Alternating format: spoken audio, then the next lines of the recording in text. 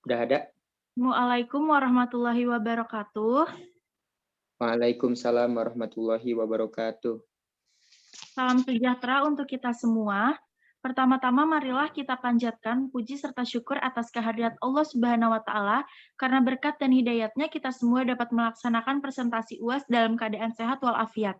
Perkenalkan kami dari kelompok 2 dengan saya Maharisa Diviana selaku moderator. Adapun anggota kelompok kami yaitu Aditya Ramadan, Khonsa Kaulah, Muhammad Dika Aryatama, Muhammad Supriyatno, dan Nur Fitriani Rahman. Nah, dalam artikel ilmiah yang kami buat, kami mengambil judul Pengaruh Proses Komunikasi Organisasi dalam Menciptakan Efektivitas Komunikasi di Kepengurusan Himakom periode 2020-2021. Next slide.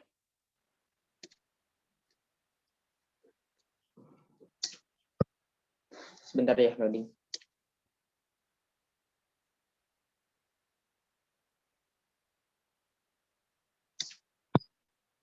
Udah berubah belum? Belum ya?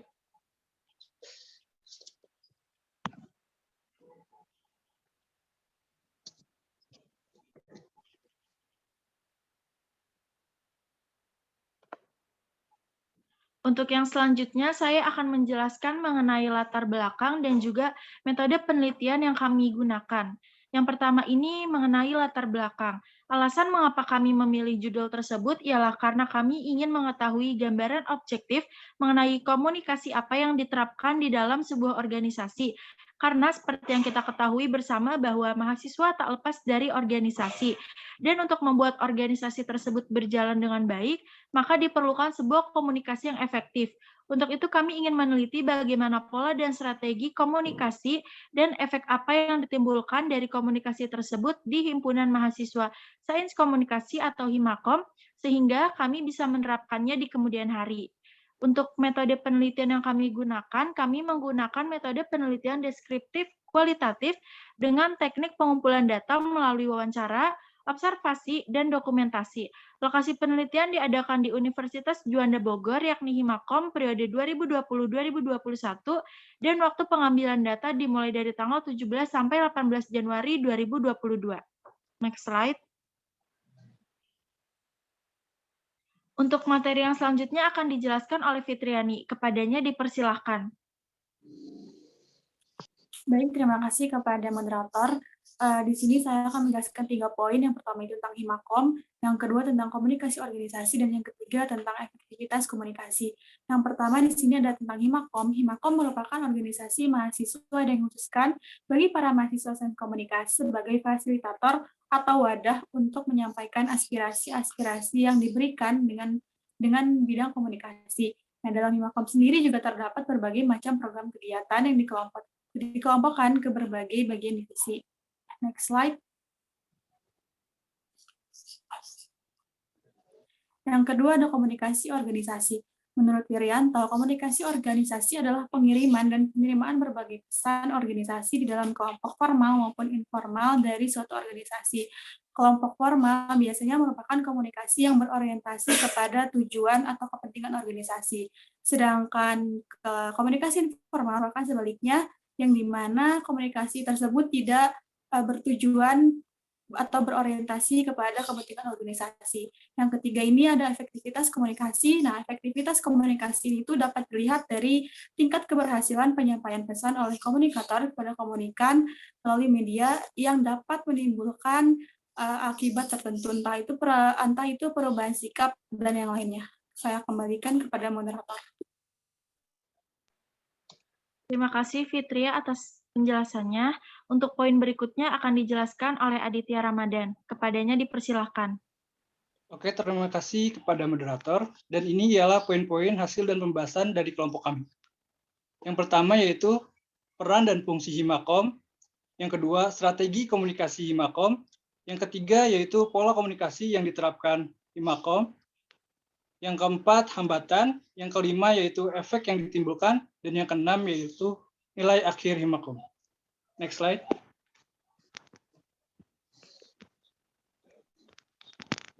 Oke, saya akan menjelaskan mengenai peran dan fungsi Himakom. Fungsi Himakom yaitu berperan sebagai fasilitator bagi para anggota yang terlibat dalam organisasi untuk memenuhi tujuan bersama. Fasilitator sendiri yakni merupakan fasilitas pelatihan untuk anggota organisasi dalam menyelesaikan tugas dan kinerja yang mereka lakukan. Himakom memiliki peran-peran dan fungsi yang ruang lingkupnya diasosiasikan kepada para mahasiswa yang memiliki keterlibatan dalam dunia komunikasi. Serta peran dan fungsi Himakom menurut penjelasan kedua yaitu agar terciptanya lingkungan yang aktif untuk kemajuan diri dan kelompok organisasi di ruang lingkup mahasiswa ilmu komunikasi FISIP Juanda. Dan yang menjadi poin spesifik dari peran dan fungsi Himakom yaitu menjadi wadah akan aspirasi, bakat, ataupun keilmuan mahasiswa.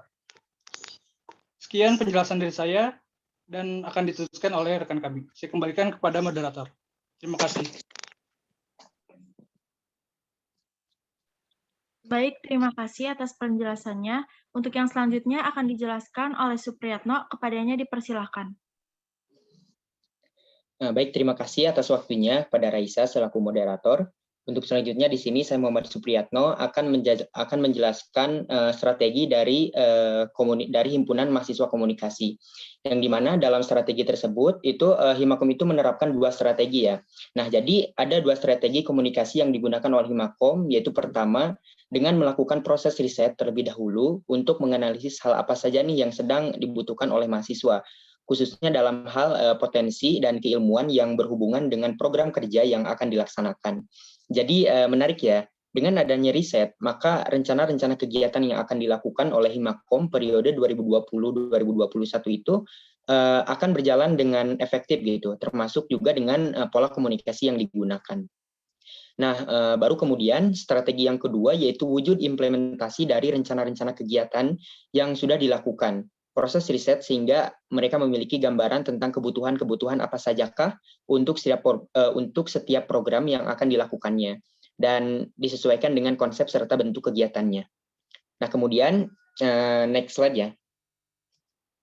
Nah, kemudian ada pola komunikasi Himakom.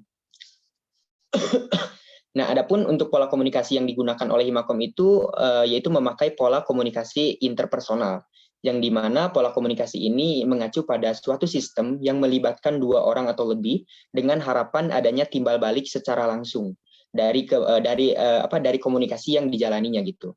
Nah, terdapat tahapan-tahapan dalam menggunakan pola komunikasi interpersonal, yaitu ketua atau wakil ketua menyampaikan informasi atau instruksi kepada para ketua divisi Himakom untuk kemudian informasi tersebut disampaikan kembali dari ketua per divisi kepada para anggota divisinya. Ketika informasi itu tersampaikan ketua atau wakil ketua, menunggu suatu pesan timbal balik ya. Jadi ketua dan wakil ketua itu menunggu pesan timbal balik itu untuk mengetahui bagaimana efek yang terjadi dan melihat hasil dari komunikasi yang telah dirancangnya. Ketika informasi yang didapatkan tidak sesuai dengan apa yang diharapkan oleh ketua atau wakil ketua, maka diberlakukanlah suatu pola komunikasi kelompok sebagai plan kedua untuk mengefektifkan suatu proses komunikasi organisasi dari Himakom itu sendiri. Ya, mungkin itu saja yang dapat saya sampaikan. Untuk selebihnya saya serahkan kepada moderator. Saya ucapkan terima kasih. Baik, untuk yang selanjutnya hambatan komunikasi akan dijelaskan oleh Bang Aditya. Waktu dan tempat dipersilahkan. Oke, saya akan menjelaskan mengenai hambatan komunikasi. Penyampaian komunikasi seringkali dilakukan berulang kali ketika terdapat salah satu atau lebih dan anggota yang belum mengerti dengan instruksi yang diberikan. Dikarenakan adanya miskomunikasi yang disampaikan dari komunikasi satu kepada komunikan lainnya. Hambatan dalam organisasi Himakom menurut Rian Rustandi selaku Ketua Himakom tahun 2020-2021 yang sudah saya wawancarai, saya mendapatkan hasil dan menyimpulkan bahwa hambatan yang ada di organisasi Himakom ini yaitu kurangnya atensi dari minat mahasiswa sendiri. Untuk mengembangkan diri di Himakom, kurangnya keefektivitasan mahasiswa dalam berorganisasi, yang mengakibatkan sedikit masalah bagi program kerja yang sudah direncanakan oleh pihak Himakom sendiri. Rian Rustandi dan rekan lainnya pun sedang menguruskan agar para mahasiswa tertarik akan keikutsertaannya dalam berorganisasi. Oke, terima kasih. Saya kembalikan kepada moderator. Terima kasih atas penjelasannya. Yang selanjutnya akan dijelaskan oleh Khonsa Kaulah. Kepada Khonsa dipersilahkan. Baik, terima kasih kepada moderator. Selanjutnya mengenai efek yang ditimbulkan dari pola komunikasi yang diterapkan oleh kepengurusan Himakom periode 2020 hingga 2021. Adalah terlaksananya mayoritas program kerja yang telah dirancang di awal kepengurusan hingga akhir periode kepengurusan.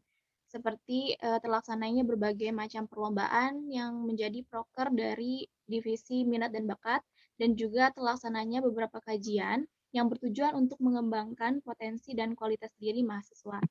Adapun beberapa program kerja yang terlaksana namun tidak sesuai dengan rencana awal, yaitu Proker Communication e-Sport Competition. Nah, dikarenakan kurangnya koordinasi dan komunikasi dari kepengurusannya sendiri, serta kematangan konsep yang belum maksimal sehingga waktu pelaksanaan CECM pun diundur. Meskipun begitu, program kerjanya tetap terlaksana, namun mungkin output yang diterima pun kurang maksimal. Seperti itu. Boleh di next.